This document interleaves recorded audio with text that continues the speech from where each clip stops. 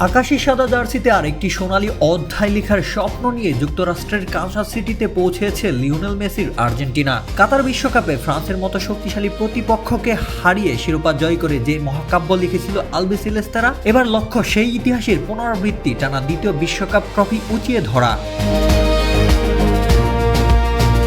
আগামী 17 June কানসাসের Arrowhead স্টেডিয়ামে নিজেদের প্রথম ম্যাচ খেলতে মাঠে নামবে ডিফেন্ডিং চ্যাম্পিয়নরা। প্রতিপক্ষ আফ্রিকার লড়াকু দল আলজেরিয়া। এরপর গ্রুপ পর্বে 22 ও 28 জুন অস্ট্রিয়া ও জর্ডানের বিপক্ষে মাঠে নামবে স্কালোনির দল। প্রতিটি ম্যাচই তাদের জন্য বিশ্বকাপ জয়ের ভিত গড়ার গুরুত্বপূর্ণ পরীক্ষা। শক্তির বিচারে আর্জেন্টিনা কোনোভাবেই পিছিয়ে নেই ফ্রান্স, পর্তুগাল কিংবা স্পেনের মতো পরাশক্তিদের চেয়ে, বরং বর্তমান স্কোয়াডের ভারসাম্য ও অভিজ্ঞতা তাদের আবারও শিরোপা জয়ের দৌড়ে অন্যতম ফেভারিট বানিয়ে তুলেছে।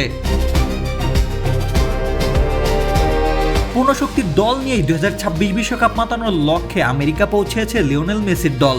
তবে এই পথ চলার স্মৃতিতে এখনো ভাসে 2022 বিশ্বকাপের সেই ধাক্কা। সৌদি আরবের বিপক্ষে প্রথম ম্যাচে হার দিয়ে যাত্রা শুরু করেও সেই আঘাতই যেন দলকে জাগিয়ে তুলেছিল। এরপর একের পর এক ম্যাচ জিতে ইতিহাস গড়ে বিশ্ব চ্যাম্পিয়ন হয়েছিল আর্জেন্টিনা। এবার অবশ্য সেই ভুলের পুনরাবৃত্তি নয়, শুরু থেকে জয়ের ধারায় থেকে আরেকটি মহাকাব্য লেখার লক্ষ্য নিয়ে এগোচ্ছে মেসি বাহিনী।